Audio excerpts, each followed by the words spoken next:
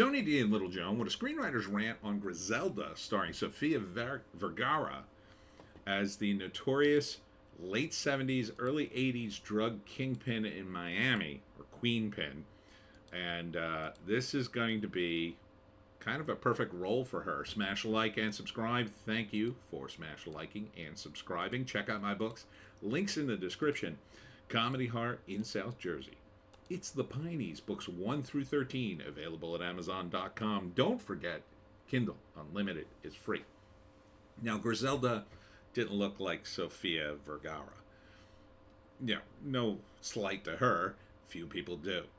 But beyond that, she's perfect for this role. She is, I looked it up, Colombian.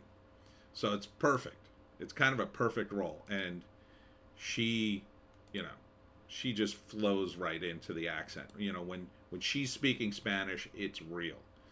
When other actors do it and they learned accents, it's not as real. You can sometimes hear the acting. No, Sofia is perfect for this role. It's absolutely perfect. And this was a real figure. She was pretty damn ruthless, Griselda. And she, this is the rise and fall. The rise and fall. And it's going to be very interesting to see if they go all the way to the end. Because I read the entry for Griselda, and her end is kind of interesting. And typical, family stuff. Her son says, she's just protecting you. No, I hope I never end up like her. Spoiler, the middle name of her youngest son was Corleone. So I'm pretty sure she grew up in this sort of gangster culture, you might say.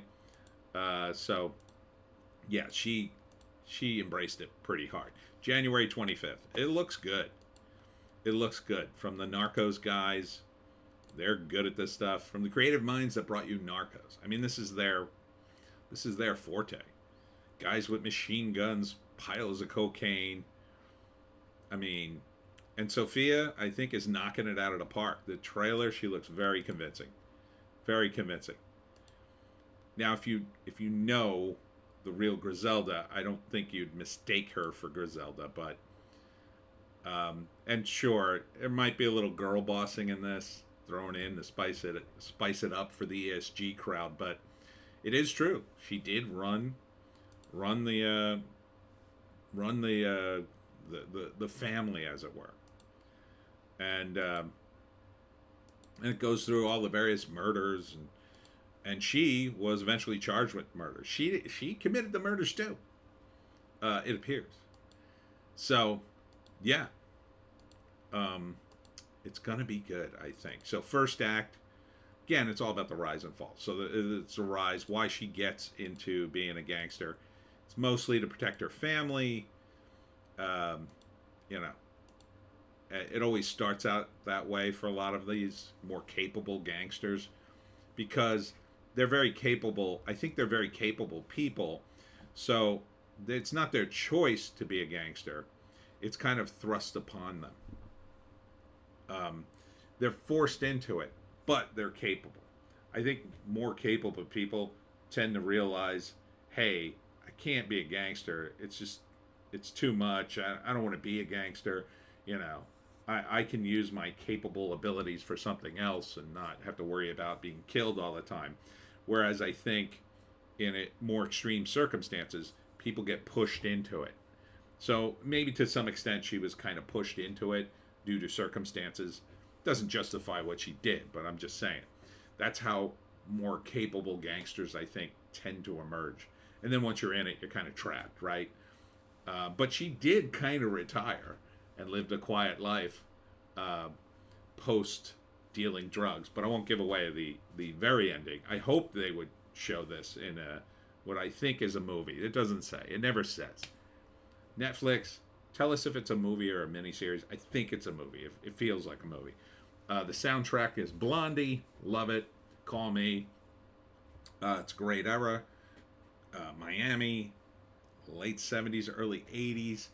It's like a Western. It's like a modern day Western. Cocaine cowboys. And Sofia, I think, is knocking it out of the park. She's hot. And again, that's not really necessarily Griselda, at least in the picture I saw. But yeah, I could see this being really good. Second act, you know, her fortunes rise. She first act is about how she becomes a gangster, sort of forced into it. Second act is about her fortunes rising. She takes over. She has some problems at first. Other gangs threaten her. Say, a woman can't be a gangster.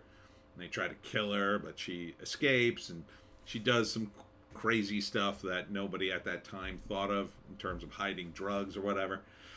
And eventually, she becomes the kingpin in Miami to a certain extent. But of course, it all goes wrong. She kills too many people. She's good at what she does, but being good at being a gangster sets up different problems. The problem then is law enforcement. You leave too many bodies, you make too much money, you draw way too much heat, and eventually they just come down on you, because that's what law enforcement eventually just wants to get you. When you become a big enough problem, they just say, no, we have to take this person out one way or another. And they eventually caught her.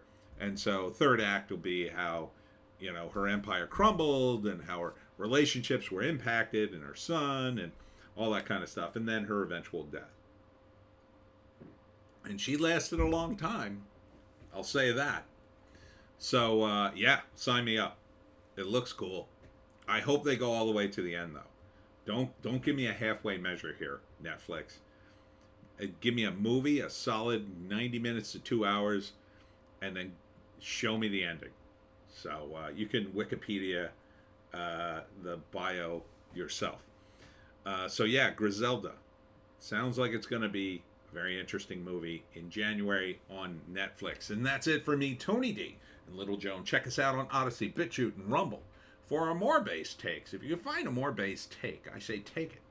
Joan's very based in the other videos. Very based. Too spicy for YouTube. I will be at the Cedar Bridge Tavern Saturday, December 2nd, for the reenactment of the last battle of the American Revolution. That's 12 to 5. I think the reenactment starts around 1:30. And that is the battle which Bloody John Bacon from Book 6 of the Pineys participated in. At 6 o'clock, I'm going to try to get to Laurel Springs for the night market.